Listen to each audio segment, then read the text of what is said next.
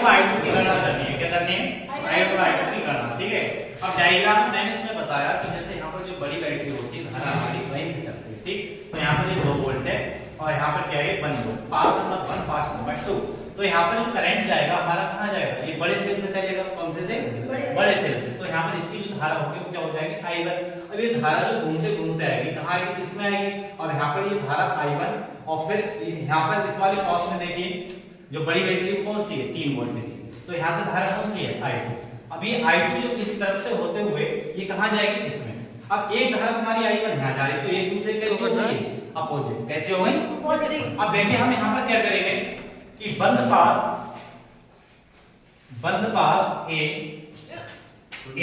B B A D B A में। ठीक है, अब ऐसे हमने करके किया तो यहाँ पर देखो तो तुम्हारा चलने का जो डायरेक्शन मैंने बताया था, अब जो धारा भी है हम चल कैसे रहे हैं? इस टाइप से, और सेम में धारा नहीं चल रही वो भी इसी डायरेक्शन, दोनों कैसी हैं? Same side. तो यहाँ पर क्या करेंगे 2 और यहाँ पर जो क्या है I1, यानी कि धारा और प्रतिरोध का जो गुणनफल है वो कैसा होगा तुम्हारा? धनात्मक। तो यहाँ पर तुम लिख सकते हो इसको कितना?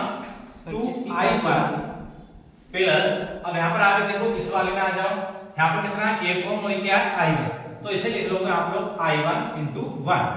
अब आगे आ जाओ, अब इस वाले में जो I1 धारा है वो कितनी तुम्हारी? I2। अब यहाँ से इस वाले में I1 जा रही है, इसमें क्या जा रही है? I2। ठीक है, तो यहाँ पर ये डायरेक्शन ऐसे करके और ये वाली धारा कैसे जाएगी? ऐसे करके, दोनों कैसे होंगे? एक दूसरे के अपोजिट। जब अपोजिट थे तो क्या करोगे? I1 - I2 क्या लिखोगे? I1 - I2। और इसमें कितना होगा बताओ? 2 कितना है? तो यहाँ पे लिख दो 2। अब आ जाओ किसमें? वैद्युत वाहक बल। अब वैद्युत वाहक बल कितना है तुम्हारे पास? ये माइनस से प्लस में चले तो यहाँ पर आपका प्लस का 2। अब इसके बाद इसमें आ जाओ, यहाँ पर क्या है आपके पास में?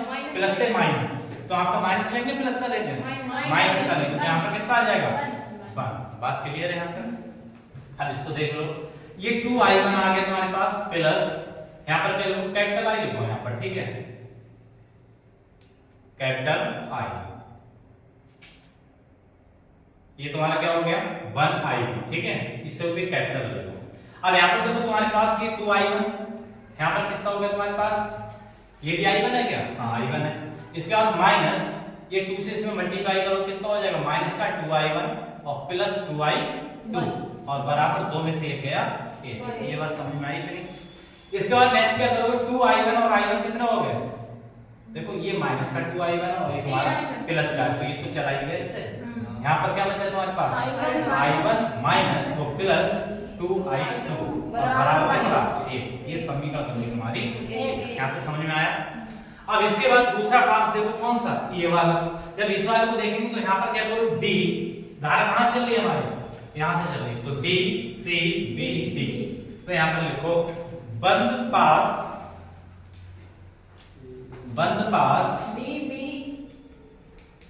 DC, क्या बोलो?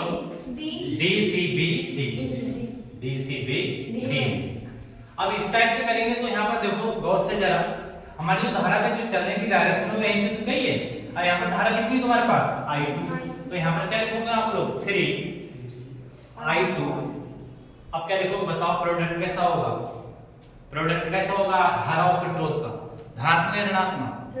मेरी बात को समझो। जैसे मैंने यहाँ पर क्या करा 3 ओम है, यहाँ पर धारा कैसी है? I2। तो यहाँ पर जब हमारी जो चलने की जो दिशा है वो भी यही है और करंट की भी दिशा यही है, तो दोनों कैसे हो गई हैं? पॉजिटिव यानी धनात्मक, यानी प्रतिरोध और धारा का जो गुणनफल होगा वो कैसे होगा? धनात्मक। अब यहाँ तक तो काम फाइनल। अब इसके बाद यहाँ से आगे बढ़ जाओ। जब यहाँ से आगे बढ़े तो यहाँ पर प्रतिरोध कितना है तुम्हारा? देखा डायग्राम में कितना लिखवाया था मैंने? कितना है? 1 ओम। यहाँ पर कितना है? 1 ओम। ठीक है, अब यहाँ पर जो इसका प्रोडक्ट होगा I2 × 1, क्या लिखोगे यहाँ पर? Plus I2 × 1। क्लियर है? अब इसके बाद तुम मूव कहाँ करोगे? इधर।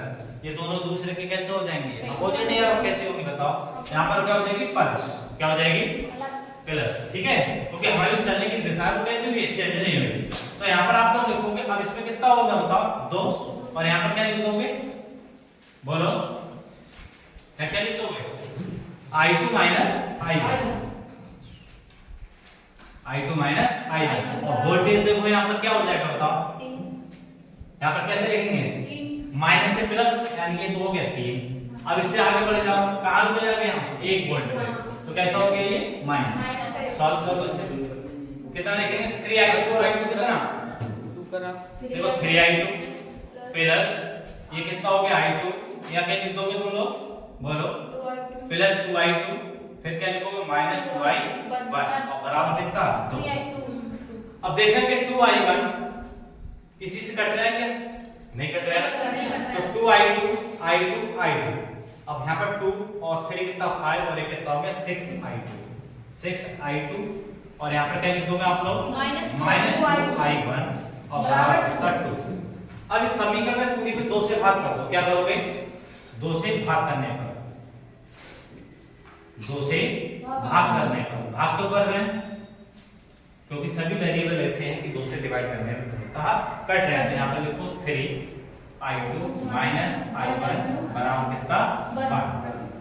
अब ये दोनों समीकरण तुम्हें सॉल्व करनी है, ये दोनों समीकरण जब सॉल्व करेंगे तो यहाँ पर लिखो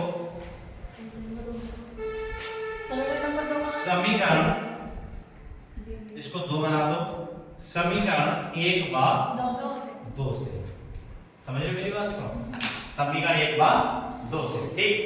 अब समीकरण 1/2 बनाइए यहाँ पर, इसको देखो समीकरण 1 कौन सी है तुम्हारे पास, अब यहाँ पर कौन से वेरिएबल सेव करोगे बताओ, कौन सा सेव करोगे i1 और ये i1, ठीक है, ये तो ऑलरेडी सेम है सेम नहीं, तो यहाँ पर आप लोग क्या करोगे इसको लिख लो, ये हो जाएगा तुम्हारा i1 और प्लस क्या हो जाएगा 2i2 और फिर कितना होगा तुम्हारे पास 1, या ऐसे आप लोग ऐसे करके लिख सकते हैं 2i2 और प्लस i1 इक्वल टू 1। ये वाली समीकरण क्या है आपके पास 3i2 और इसे माइनस i1 बराबर 1, ये बात आई समझ में।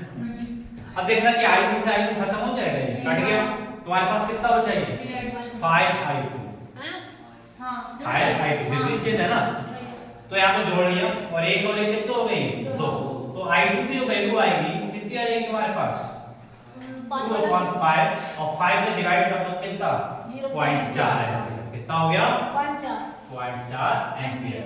अब दूसरी वाली देख लो, i2 की वैल्यू मैंने फाइंड आउट कर ली, इसके बाद क्या करना है i1, अब जो i2 की वैल्यू कहां रखें बताओ, i2 की वैल्यू कौन सी क्वेश्चन में रखेंगे समीकरण 2, समीकरण 2।